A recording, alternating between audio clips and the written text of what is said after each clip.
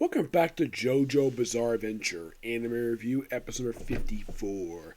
This is discussing basically episodes 27 to 33 of JoJo Bizarre Adventure Stone Ocean, which is also episodes 179 to 184.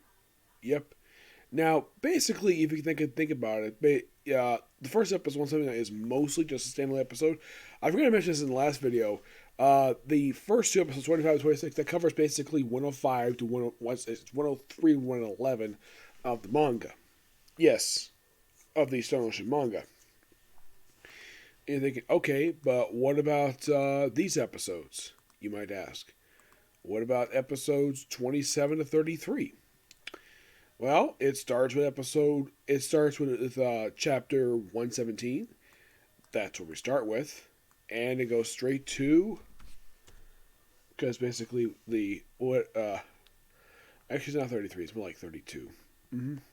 Yes, 32. Because 32 is actually the conclusion to the favorite story arc, Heavy Weather. I thought that was 33. No, it's actually 32. So it's actually 32, my mistake. Covers from chapters 112 to 137. And that's only in 6 episodes. You think, really? Yeah, really. Most of what happens in these episodes, excuse me, if you're curious, my voice is a little bit lower than usual, is because basically I kind of got a cold, but I'm still going to push through this best I can. Alright, in the case basically what happens in these episodes, 179, mostly put, this focuses on Jolene Ermis, along with Emporia. I call him Emperor in the last episode. My apologies about that. So, basically, they're flying their chopper for quite a while. And they're taking out these weird rods, and their eyes go closed, but it turns out this is actually done by a stand user. And the stand user's name is not Versus. No, it's not Versus. It is, what is the name of the stand user? Because, for one thing, he dresses like he's basically, it's Riki. That's his name, Riki. He pretty much wears the same outfit as that character from. They describe he's basically a similar suit that Giovanna wears, but he didn't wear an outfit that was his color scheme. No, this is most associated with a supporting character from his series. Yes. By the way, in case you're curious, though, Riki is voiced by Ben Bachima. So he apparently has this thing where he has a very lazy eye, can't keep his eye open. He apparently is always panicking, and apparently he can control these rods. That's his stand. It takes a bit of time, but it's also about water and all this other stuff, and in fact heat. Mostly, but basically he's not around very long. Not really, no. In the manga, he only takes probably about 7 chapters and he's done. He doesn't die per se. He just basically gets defeated and just retired. Mostly. Mm-hmm. And he's basically one of Dio's illegitimate children. One of 4. This is the third one they've counted in the series. The first one, obviously, was Joro and Giovanna from Golden Wind. Yep. And apparently his stand ability was activated by Pucci. Yep, by Father Pucci. So, they basically turn him at this, like, riverbed. By the way, their helicopter crashes, and they have to basically kind of walk to the next town. Pucci, meanwhile, who's wounded and apparently is caught by traffic, he decided to stay in this town for a few days. Because the new moon is not for 3 days, so he decided to just relax in town. And just by sheer coincidence, he happened to just run into the 3 guys who I just mentioned. Yep. And he has sent out Riki as the second one. He gets defeated. And then pretty much basically we have Jolene arriving in town with Ermis, where they try to find Versus. That's basically the next guy they face. Yeah, by the way, Riki is dealt with in 1 episode. Yeah, 1 episode he's done. In the case of Donatello Versus, it takes 2 episodes to deal with this guy. But he doesn't die until like episode 32. You thinking, really? Yeah, really, he doesn't die until then.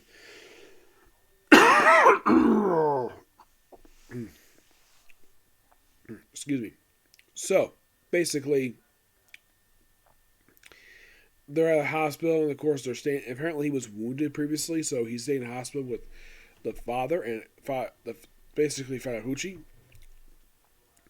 And of course, apparently it's been suggested by him that he's basically the same shoe size as Poochie, and just about the same height. Yeah, they even confirmed in this episode where he's basically just like almost an inch shorter than Poochie. Then he goes underground because of, well, his another ability. And apparently it can read memories of the ground. I'm like, that's a very interesting. Now, it may not be a combat one, but it's good for intelligence. So they cover a memory of a crashed plane from 7 years prior to the series. Think it really? Yeah.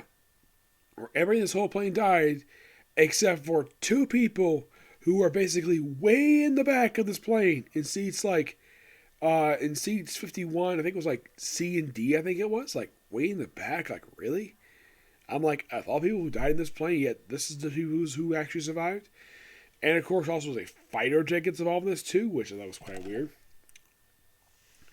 And eventually, Verse gets very tired of basically Poochie's like constant berating him and ordering him around, so he steals a disc from him. What disc, you might ask? It's the memories of Weather Report, and this sets up basically the next 3 episodes, where he gets back Weather Report's memories, and Weather Report episode proceeds to go nuts. Where he unleashes a swarm of snails, and people get turned into snails in this 3-parter. You know, the snails. We actually explore Weather Report's backstory in these 3 episodes, where apparently there was this mysterious woman who, by the way, the woman is never named in these 3 episodes. So, apparently her child died not long after he was born. He was kind of like a stillborn baby. So basically, she decided to swap babies with a rich couple who had twins. Yes, seriously. And the one who got switched and be Weather Report, and the one who basically remained was Poochie. Yep. So, and apparently he found out the fact later on he had a brother who was that fact the fact he apparently died, and then it turns out when he met the mother because he gets trained, he decided to become a priest. And apparently his family had no problem becoming a priest because their family was in history becoming a priest. Okay. Now, I'm presuming a Catholic priest because there's no mention of the fact that he might be married. As a matter of fact, this is like early 2000s, like 2012 when this series is set. And it's up like 14 years. I'd say that Poochie is probably in his 40s. They don't particularly say. And of course, basically while he is staying at the chapel, this is where we have his first official meeting with Dio Brando. Yes. Where he just happened to be staying at the church. He was basically looking after her. And he decided to stay there during the daytime, just stay out of the way so he's not affected, so not interfering anybody. And then when when sun set, he leaves. And he left, though he did eventually meet up with him later on in later flashbacks. But it's great we established here hit the first time the Poochie met Dio Brando, which is so awesome. Because Dio Brando is awesome. He may be an evil guy, but he's awesome. I love Dio Brando. Considered by many to be one of the greatest villains in the history of anime. And given how he acts, I can understand why. Though if you're asking me personally, which voice actor I prefer better for Dio Brando, the one from the OVA series, or the one from the David production dub with Patrick Stoltz, I prefer Patrick Stoltz better because it seems like he's having a great time voicing him because he's awesome. Who just recently reprised his role as Kakashi from Bleach. So, after, of course, now, by the way, Versus, if you're curious, who voices him in the anime, you might ask? Excuse me. Donatello Versus is voiced by, his voice actor is Isaac Robinson Smith.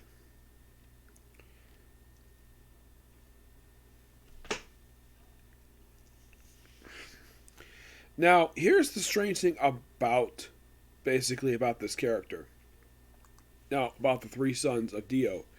There's never been mentioned exactly like how. Here's the big question mark that I have for the series. How the heck did Pucci know about these guys' existence? Oh, and by the way, in the case of who Pucci, the Pucci, Don Silver's named after Fashion Line. Yep, Fashion Line. Riki is named after a French fashion designer. Yep. And as for his brother Ugawa, who is the one voiced by Peppercorn, he is also based upon a French designer. Mm-hmm.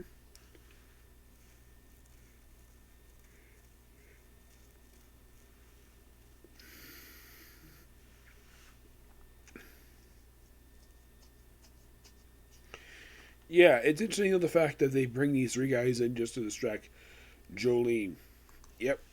And after all the threes, eventually Versus is kind of beaten, but he's kind of forced to go with it because of, well, Weatherport going nuts. By the way, in the flashback, um, after, of course, Pucci meets Dio, not long afterwards he finds out that, well, his brother's alive, who's basically Weatherport. Apparently goes by the name Wes. So we have it where his sister, yes, Pucci's got a sister, a very beautiful sister, who surprisingly looks exactly like the female head guard from the green prison. Now there's no explanation for this of why the heck these two look exactly alike. Though you could say that by appearances wise, she kind of looks like several other female characters from the JoJo series. You might be thinking, okay, so is there a character from Go to Win she's based on? No. Diamond is Unbreakable? Nope. How about you might be thinking which based upon the hair color and the appearance, I'd say probably just a female guard. But this is the face design. In case it's really herself, basically she just you could say she's a redesign of the gang of Devato's daughter from Golden Wind, because that's simply what she is. Like basically design wise, she's basically a redesign of that character. Because Hiro Mashima likes basically reusing his character. Well, the creator of JoJo likes to reuse his own character designs. So in the flashback, basically his sister, I think the name is Pearl, I believe the name is, where she meets the mysterious boy who turns out to be Weatherport. And they fall in love, and then, of course, basically, Pucci decides to separate his sister from his brother because these two are committing incest. They don't know they're committing incest, and here's the thing. By the time of her death, yeah, she does die here. Because, here's the thing. Pucci hires a private investigator to split up his brother and sister. Of course, sister does not know the fact that the man she fell in love with was actually her brother. She had no idea about that. Nope. Never did. So, and it turns out the private investigator was part of the Ku Klux Klan. And apparently that because the fact that he's half black, all because Weatherport's half black, and by the way, this is the 1970s. So basically, they beat the crap out of him. Pearl nearly gets raped by these guys. Yes, she nearly gets raped by them. And then they proceed to hang Weatherport. Except he doesn't die. So she proceeds to throw herself off a cliff and she dies. She basically is found by Pucci. And he takes her memory disc. And Weatherport tries various different ways to try to kill himself. And by the way, the father himself, he actually, how should I put this? He was actually in the hospital after he took his sister's memory disc, which, from what I heard, he still had it as of recently. As of why he has to go, I don't know.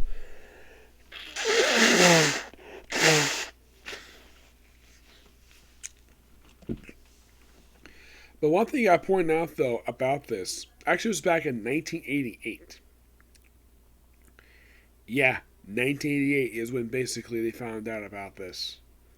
The year I was born, and by the way, the very same year the whole thing with Weatherport happened, that's when Dio Brando was like a year after Dio Brando's death.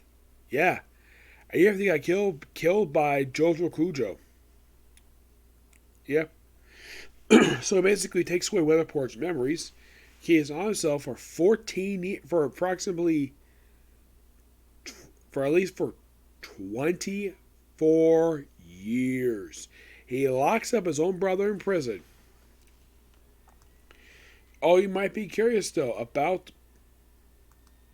Poochie and his brother. How old is Poochie, you might ask? He is 39 years old. Yep. So that means his brother, who's basically Weatherport, is also 39 years old. Yep.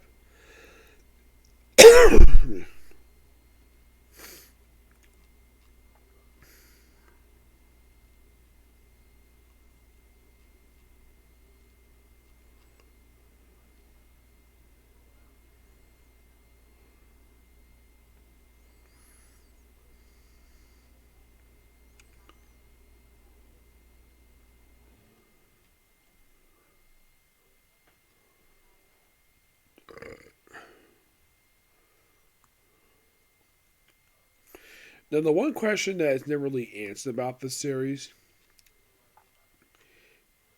is the whole thing with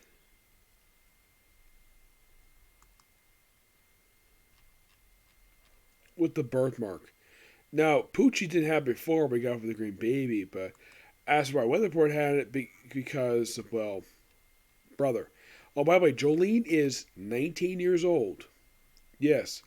Anastasia is 25.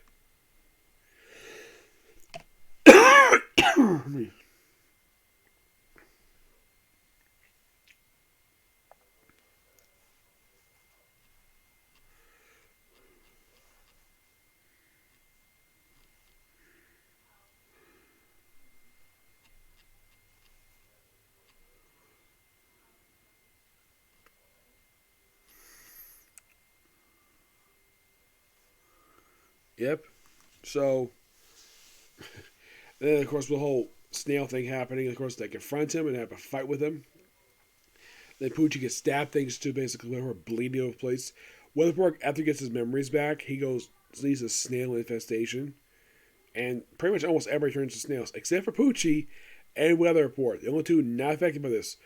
Weatherport because it's his stand. Poochie because he found out his weakness. How? Simple. By not looking at it. Yep. He blinded himself in order not to be affected by the snail. Because he found the weakness. You can't, if you're not looking at it, you're not basically like getting affected by it. Yep. And then sorry about this. So eventually, Weatherport gets killed off in these last few episodes, along with Versus. He gets killed off too, basically as a stand-in for Poochie. Yeah, Weatherport becomes the second major character to die in the series because, aside from the regular stand users apparently for like one story arc, Weatherport been around for quite a while, and here they kill him off. I was kind of surprised they did it, but at least they wrapped up his character. They got his memories back. Apparently, he's a new person. You also make Anastasia to pretty much kill him. So Anastasia and Jolene and Par and Irma are the only ones left because they killed off already. FF was killed off in the previous episodes, and now we're killed off Weatherport and, well, our weather forecast. Yep. But I'm definitely enjoying these episodes and can't wait to discuss the last 6. Yep. So yeah, but specifically a particular view. Next up is going to be a Comic Corner, and it's on to Spy X Family. Okay, next video. Bye.